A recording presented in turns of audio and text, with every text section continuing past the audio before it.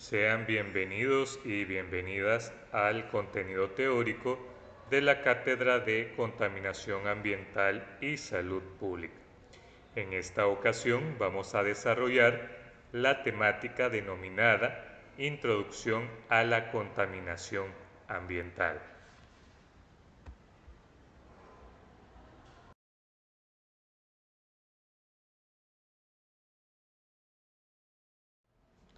El objetivo de esta sesión de clases es desarrollar el siguiente contenido.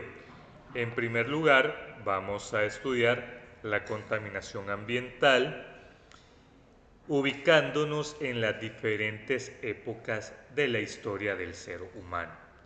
También vamos a poder diferenciar entre lo que es un episodio y un accidente de contaminación. Pretendemos además conocer algunos episodios y accidentes de contaminación ambiental que se han llevado a cabo a lo largo de la historia. También vamos a explicar qué es la inversión térmica y, aparte de ello, conocer las diferentes cumbres y movimientos medioambientales que se han realizado para concientizar sobre lo que es la contaminación ambiental. A manera de introducción, podemos decir que la contaminación del aire siempre ha sido un problema de salud pública.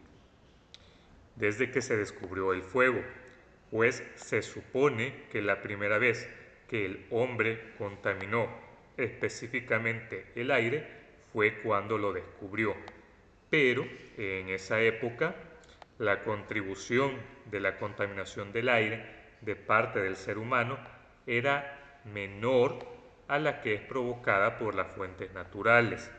Además, en la antigüedad las personas encendían fogatas en cuevas y cabañas para poder calentarse, y frecuentemente el humo que emanaba de estas fogatas era lo que producía la contaminación.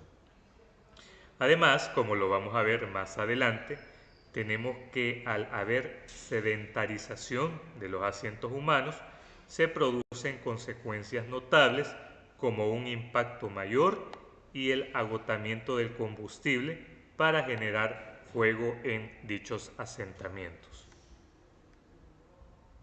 A medida que la población aumenta, la contaminación también se hace más crítica, llegando a niveles que pueden alterar lo que es la salud de los seres humanos y también de los ecosistemas. Y pues podemos decir que el origen de nuestros problemas modernos de la contaminación puede remontarse a Inglaterra a partir del siglo XVIII, específicamente con el nacimiento de la Revolución Industrial, ya que la industrialización comenzó a reemplazar las actividades agrícolas y las poblaciones se desplazaron del campo a la ciudad. Las fábricas para producir necesitaban energía. ¿Y cómo obtenían esa energía? Pues mediante la quema de combustibles fósiles, como lo es el carbón y el petróleo. Aquí tenemos que cuando se iniciaron los problemas de contaminación del aire fue con el descubrimiento del fuego. Como les mencionaba, la contaminación antes era una contaminación natural. Cuando se habla de natural, se refiere a lo que es la erosión, a lo que pueden ser erupciones volcánicas o incendios forestales espontáneos. Pero estos son cuando, por ejemplo, a través de un rayo, que es que se puede producir un incendio, no los provocados por el ser humano. Entonces, en ese momento, el humo estaba presente en los lugares donde los humanos de la época prehistórica vivían, como lo que eran las cavernas o cuevas. Ahí era donde vivía el hombre primitivo. También había contaminación por olores. Esto debido a que como ellos se mantenían en las cuevas, durante el frío tenían que hacer sus fogatas, quemaban lo que eran desperdicios o lo que ellos tenían a la mano, y los olores y gases eran intensos. Esto debido tanto a la aglomeración como a los restos orgánicos que generaban de lo que es actividades como la caza y la pesca. Entonces, como les decía, se tienen evidencias de la presencia de humo en las cavernas donde vivió el hombre primitivo.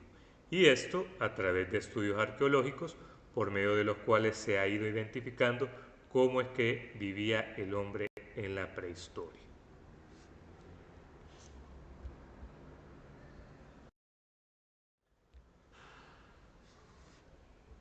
Los usos principales del hombre prehistórico al fuego era porque tenía que calentarse en el invierno. Además, hacían fogatas para comunicarse con otros a través del humo. También les servía para ahuyentar a lo que eran animales peligrosos como lobos, osos o aquellos que hayan existido en ese tiempo.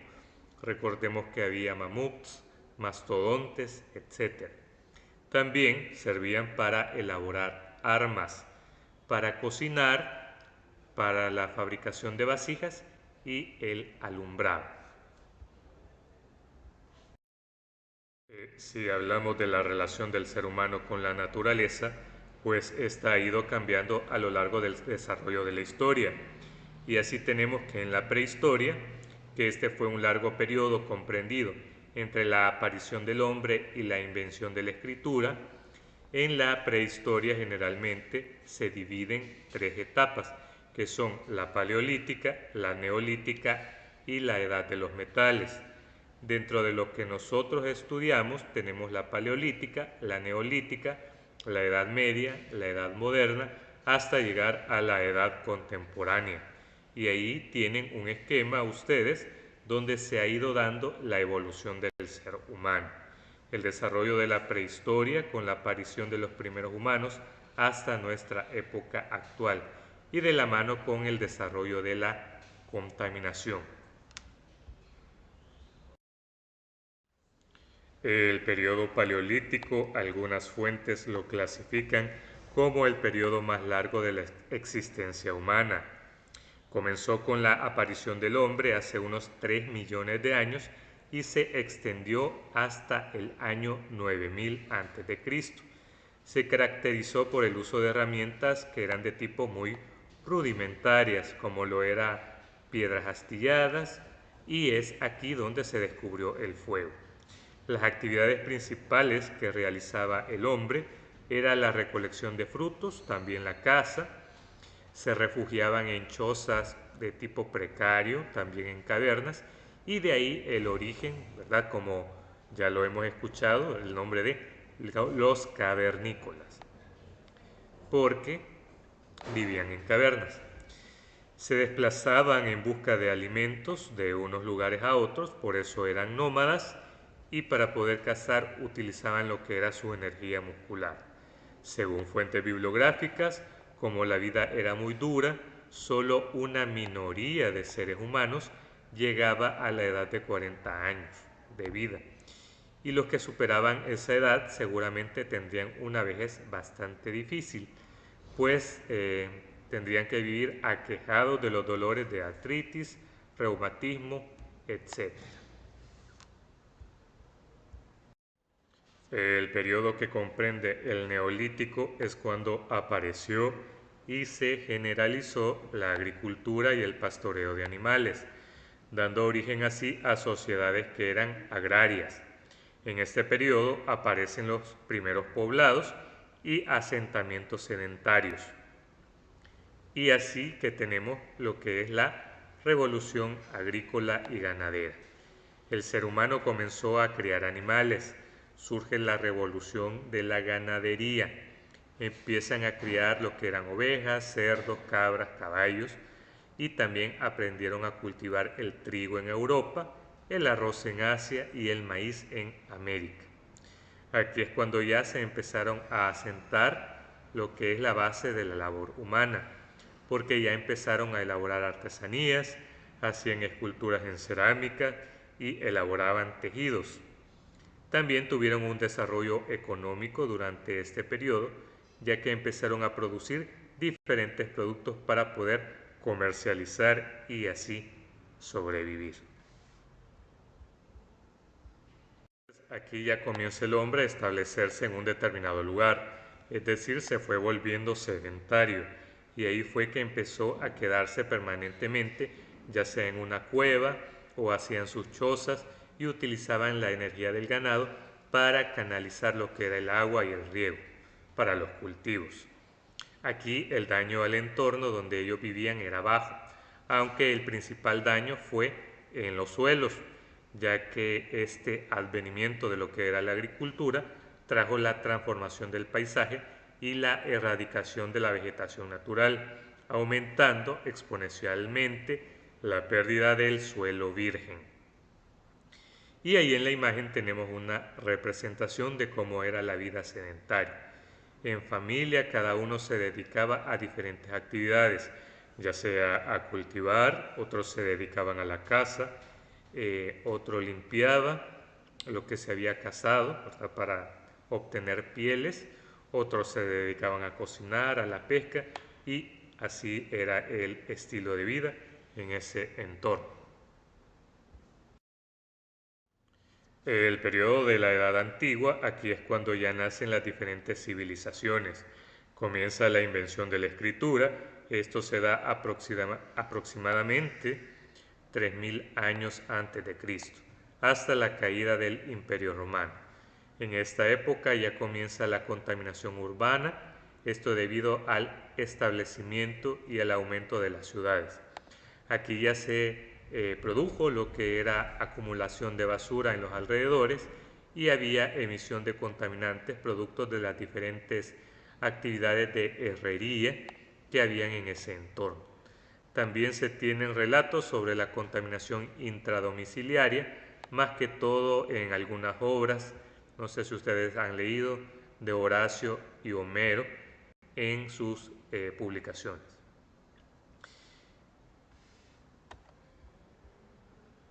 La Edad Media, comprendida del siglo V al siglo XV, ahí se produjo un incremento del comercio, ya que se producían productos agrícolas y ganaderos. Además, las poblaciones iban creciendo, se aumentaba lo que era la inseguridad y también la desigualdad. Se dan periodos de hambres, epidemias, recuerden la peste negra, y guerras. Esto debido a que los productos, pues si no se cosechaban, no abundaban para todos, debido a la desigualdad, unos podían comprar y otros no. Además, se utilizaba la fuerza del agua y del viento como recurso energético. Recuerden los molinos de viento y los molinos de agua, característicos de esta época. Había bastante necesidad de madera y al haber necesidad iba creciendo el daño al medio ambiente debido a la deforestación. También se tenía lo que era la minería, que ocasionaba problemas de contaminación al agua. En cuanto a los tiempos modernos, aquí el uso del carbón marcó una importancia en la contaminación, debido a la escasez de leña, tanto para las industrias como para las necesidades básicas de la población, comenzó a reemplazarse entonces por el carbón. Eso fue a partir del siglo XIX, especialmente a partir de la Revolución Industrial, cuando en ese momento ya se inventó la máquina de vapor, y la máquina de vapor requería para su funcionamiento del carbón. Ahora, el problema principal de la contaminación del aire a finales del siglo XIX e inicios del siglo XX fue el humo y la ceniza que eran producidos por la quema de combustibles fósiles en las plantas estacionarias de energía. Esta situación fue empeorando con el aparecimiento y creciente uso del automóvil. Bien, ahora ya entramos a lo que es la contaminación en el siglo XX, y esto más que todo fue debido, como les mencioné, al uso del carbón y a la revolución industrial, porque ya empezaron a surgir lo que eran los automóviles, Y es así como para nosotros hablar de contaminación debemos de hacer una diferencia entre lo que es un episodio y un accidente. Esto más que todo debido a que en ese tiempo, durante el siglo XX, se dieron varios episodios de contaminación que hasta la fecha han sido muy importantes y siempre se mencionan. Entonces, si nosotros hablamos de un episodio, este ocurre cuando los contaminantes del aire se combinan con otros factores, como ya sea la topografía del suelo, es decir, si el lugar donde sucede el episodio es inclinado o está rodeado de montañas, todo eso, ¿verdad?, es rico para crear una atmósfera que pueda dañar la salud. En cambio, un accidente, esto se refiere a una descarga inadvertida de sustancias que pueden ser químicas tóxicas.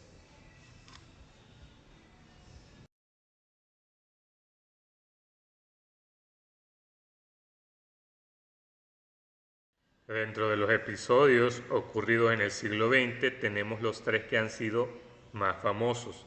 El de Meuse Valley, que fue en Bélgica en el año de 1930, el de Donora en Pensilvania en 1940, la serie de Netflix Crow en 1952. En cada uno de ellos hubo pérdidas humanas. Se tiene que en el de Bélgica hubo más de 60 muertos, en Donora, Pensilvania 20 y en Londres más de 4.000. Las causas propuestas de cada uno de ellos fueron, si ustedes ven, contaminantes como el dióxido de azufre, en los tres y han sido muy conocidos.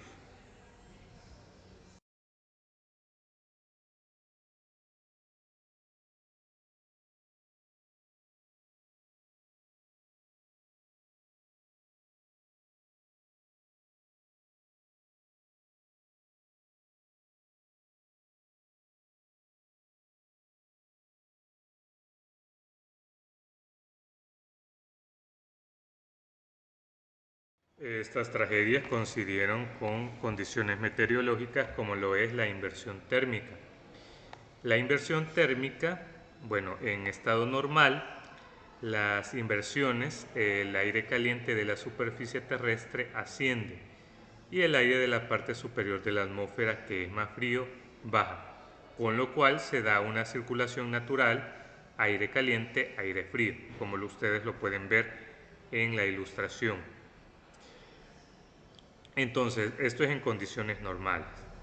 Como les mencionaba, el aire caliente sube y el aire frío baja. Se da una circulación y eso hace que los contaminantes se dispersen. En cambio, si vemos el otro extremo, el dibujo del lado derecho, la ilustración, ahí tienen ustedes una especie que se ha formado, una especie de lente. Lo que sucede en esta parte es que está el aire caliente queda suspendido y el aire frío se condensa, formando como una capa, lo cual hace que todos los contaminantes o todo lo que está en la parte inferior se acumule. Entonces, por eso decimos que una inversión ocurre cuando las capas del aire de la atmósfera inferior, ¿verdad?, inferiores, las capas de aire de la atmósfera inferiores son más frías que las superiores. Ahí la circulación natural sufre una interrupción y tanto el aire superficial acumulado como los contaminantes del aire se van a concentrar alrededor de la fuente de emisión. Tenemos ahí la representación de aire frío y acumulación de contaminantes. ¿Por qué?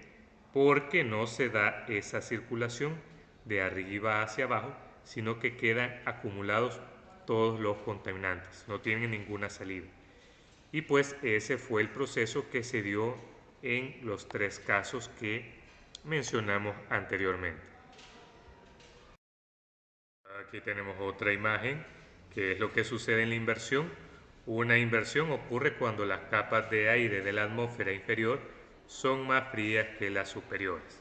La circulación natural, que es de abajo hacia arriba, sufre una interrupción y tanto el aire superficial acumulado como los contaminantes del aire se concentran alrededor de sus fuentes. ¿Verdad?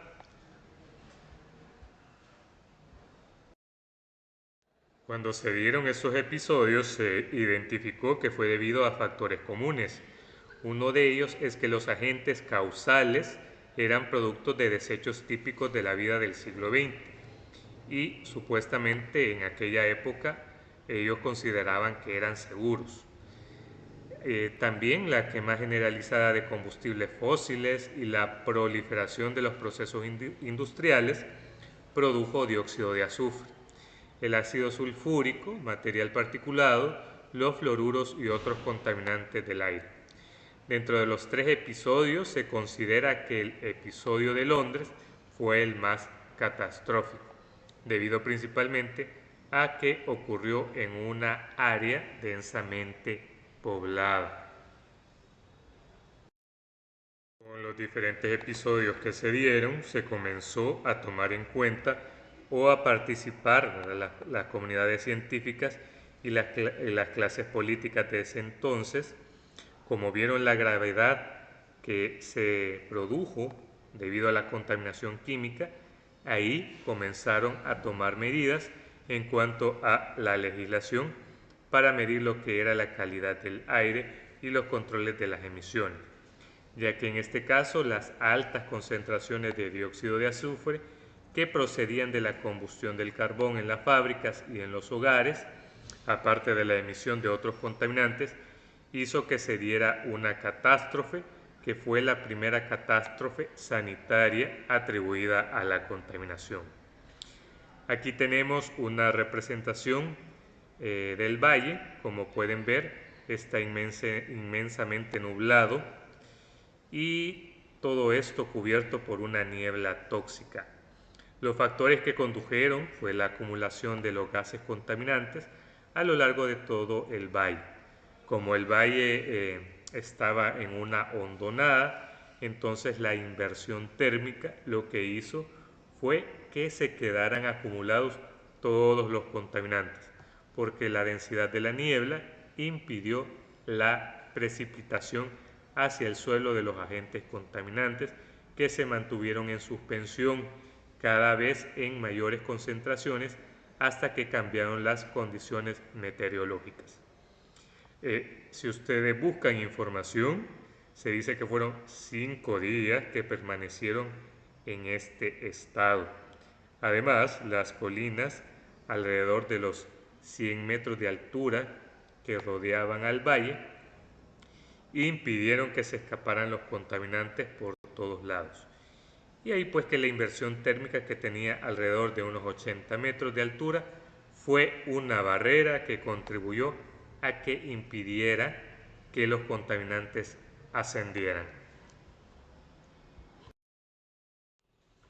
En Pensilvania, el otro episodio que se dio también fue una nube tóxica, que fue un fenómeno meteorológico producido por la formación de una niebla que causó la muerte de 20 personas y problemas de salud en otras 7,000. Ahora, lo que sucedió acá fue que el humo quedó debajo de una capa de aire cálido sobre el valle del río que rodeaba las dos ciudades y las tierras de cultivos también circundantes que estaban ahí en la periferia. Además, este estaba rodeado por 2 fábricas de zinc. El aire era rico en fluoruro de hidrógeno, dióxido de azufre, monóxido de carbono, flúor y dióxido de nitrógeno. Es decir, era una mezcla de sustancias tóxicas. Y la población comenzó a verse afectada, su salud se vio comprometida, experimentó irritaciones en el tracto respiratorio, sufrieron de picazón en los ojos, dolor de garganta, dificultad para respirar, dolores de cabeza, náuseas, vómitos. Entonces esos fueron los efectos que sufrieron las personas al estar expuestas a ese humo, a esos tóxicos. En Londres se considera que fue el más desastroso, también por una niebla causada por la excesiva quema de carbón, que en este pues sí hubo alrededor de 10.000 personas que murieron. También se formó un humo negro de carbón que formó lo que se denominó nube tóxica, con niveles peligrosos de azufre y metales pesados. Estos fueron considerados como responsables ya que el dióxido de azufre, producido por la quema del carbón, produce ácido sulfúrico por la combinación de los componentes con la niebla. Dentro de lo que se ha documentado de este episodio, de acuerdo a la magnitud que tuvo, hasta se hizo una película, La niebla asesina. No sé si ustedes han tenido oportunidad de verla. Y también ha inspirado una serie de leyes de aire limpio que restringieron el uso del carbón y fomentaron el del gas para calentarse y cocinar, y la quema del coque o del carbón, que producía muy poco humo.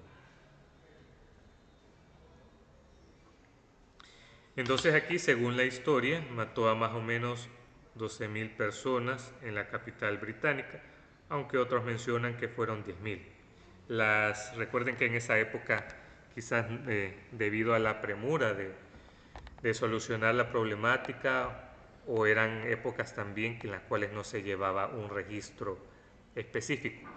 Entonces, algunas fuentes pueden variar, pero sí hubo bastante población afectada y bastantes fallecidos a causa de ello.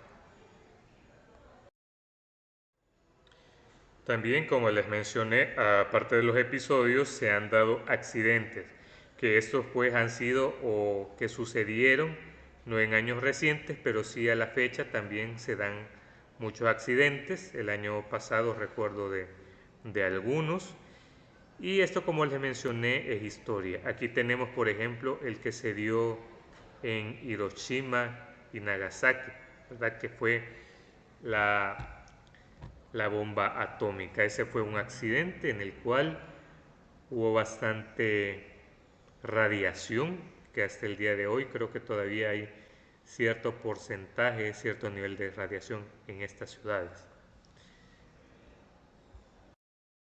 Aquí tenemos otro ejemplo de accidente ocurrido en el año de 1950 en Poza Rica, México. Según la documentación, se produjeron o hubo 300 casos de enfermedades relacionadas o que afectaban lo que eran las vías respiratorias y también trastornos del sistema nervioso.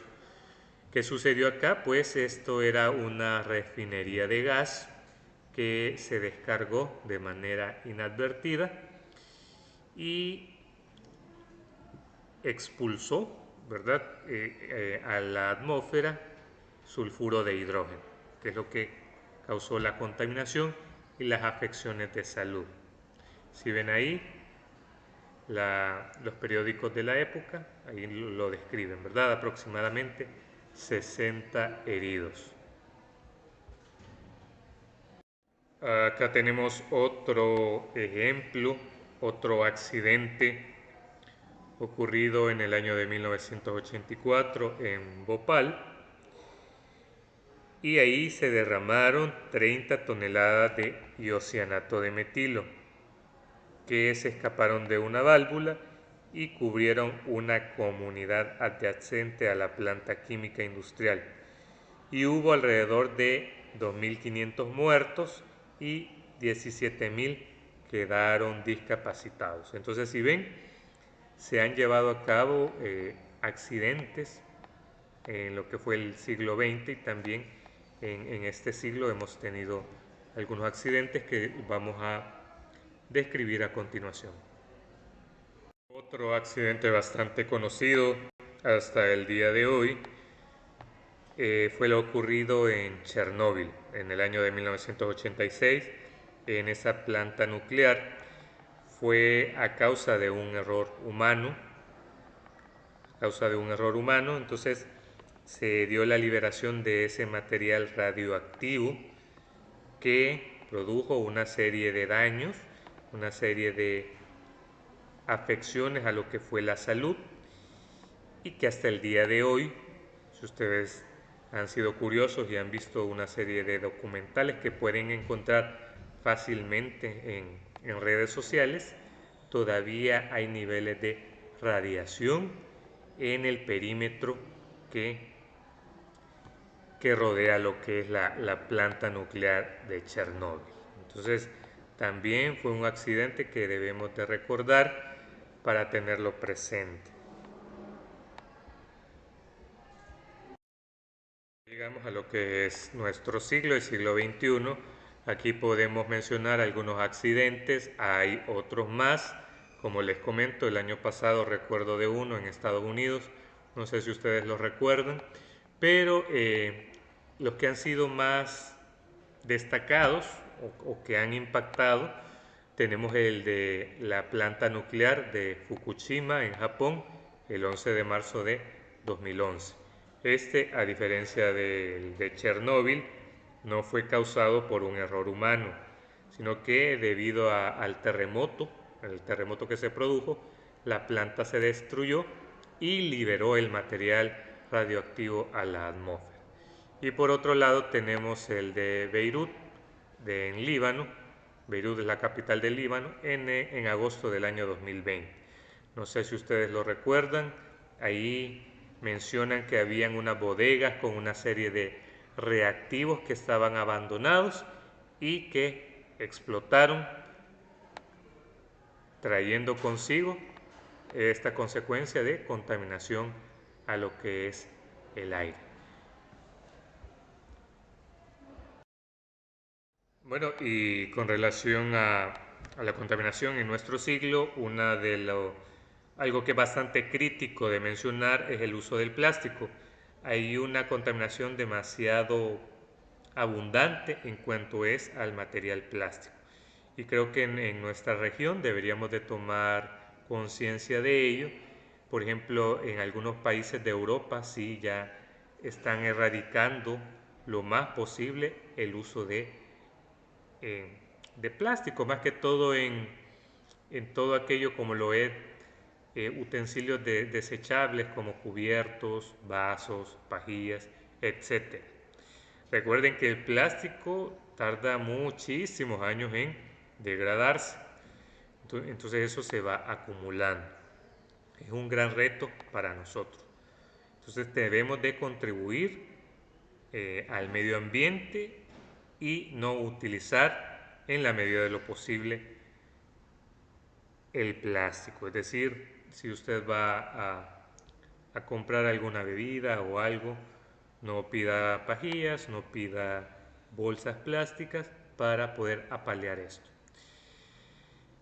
Entonces, se estima que una media de 8 millones de toneladas de plástico son vertidas cada año a los océanos. Y de todos los desechos plásticos, un tercio de ellos terminan en suelos o en masas de agua dulce. Se estima que la contaminación terrestre por microplásticos es de 4 a 23 veces más alta que la contaminación marina. Y pues aquí tenemos algunas estadísticas. 70 años de la industria del plástico. La producción del plástico a nivel mundial inició allá por el año de 1950 y como ven, a medida que han transcurrido las décadas, ha aumentado el consumo del plástico. Si ven acá, China es el país con la mayor cantidad de residuos plásticos de un solo uso, generados en el año de 2019. Vean China, luego le sigue Estados Unidos, en tercer lugar India. Países latinoamericanos tenemos Brasil, México y solo ellos, ¿verdad? Brasil y México.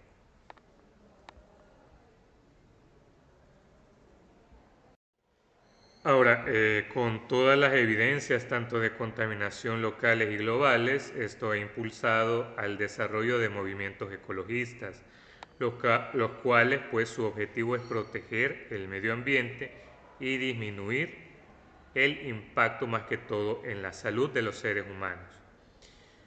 Con todos estos movimientos, ahí pues han surgido ya conferencias internacionales para la protección del medio natural. Así tenemos que en el año de 1968 se dio la primera conferencia de la biosfera, que era organizada por la UNESCO en París, en la cual se detalló el peligro del agotamiento de los recursos naturales, la necesidad de la conservación del medio ambiente y la recreación de las reservas de la biosfera. Otra conferencia internacional es la que se dio en Estocolmo en el año de 1972, en la que ahí se propuso un cambio en la actitud del ser humano para la naturaleza, en donde nació la necesidad de la educación ambiental, que es la que se impulsa actualmente en todos los centros educativos, ¿verdad? Colegios, escuelas y en diferentes medios de comunicación. También tenemos la conferencia de Tbilisi. Esta fue en el año de 1977. Ahí se vieron los principios de la educación ambiental para la mejora del medio ambiente. En ella pues se creó conciencia de las acciones individuales y también la participación ciudadana para la conservación de la naturaleza. Si todos aportamos un grano de arena, un granito de arena para apalear el daño al medio ambiente, lo podemos lograr. Y en 1992 se dio la cumbre de Río, sobre lo que era la cumbre de la Tierra, en la cual se enfocó a lo que era para el medio ambiente, el cambio climático, la conservación de la biodiversidad y para el uso sostenible de los bosques. Y aquí podemos observar una línea de tiempo de diferentes cumbres medioambientales, donde diferentes entidades, diferentes autoridades de muchos países se han reunido para consensar algunos acuerdos con relación al medio ambiente.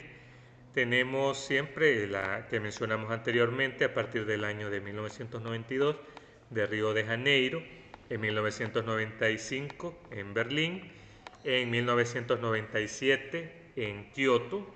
Ahí se aprobó el protocolo del Kioto, el famoso protocolo del Kioto, no sé si ya han escuchado hablar de él. Fue adoptado en diciembre del 97 en Kioto, Japón, pero entró en vigor hasta el año 2005. Y en él se ratificó, ¿verdad? O se creó un acuerdo para reducir todas aquellas emisiones de gases de efecto invernadero que causan el calentamiento global, ¿verdad? Esos gases más adelante, en futuras sesiones, van a ver que por sus siglas se conocen como GEI. Luego tenemos en 1998 en Buenos Aires, ahí delegados de 180 países adoptaron un plan de 2 años denominado Plan de Acción para avanzar en los esfuerzos e idear mecanismos para la aplicación del protocolo del Kioto, que se complementaría en el año 2000. También tenemos en el año 2001 en Marrakech, en Marruecos, luego en Sudáfrica en el año 2012 en Johannesburgo y en 2012 nuevamente en Río de Janeiro. Y de 2012 para acá, investiguen ustedes, yo creo que sí se han llevado a cabo otros tipos de cumbres medioambientales que son de bastante importancia para poder tomar acciones y medidas para apalear o reducir el daño al medio ambiente. Y es así como llegamos al final de esta sesión de clases, no sin antes dejar un pensamiento. Recordemos que el planeta puede vivir sin nosotros, pero nosotros no podemos vivir sin planeta. Si la especie humana desaparece, la naturaleza va a seguir su curso. En cambio, nosotros sin un lugar. Recuerden que nuestro planeta es el lugar donde nosotros vivimos, existimos y por lo tanto debemos de cuidarlo. Así que agradezco mucho la atención prestada y nos sintonizamos en futuras sesiones de clase. Muchas gracias.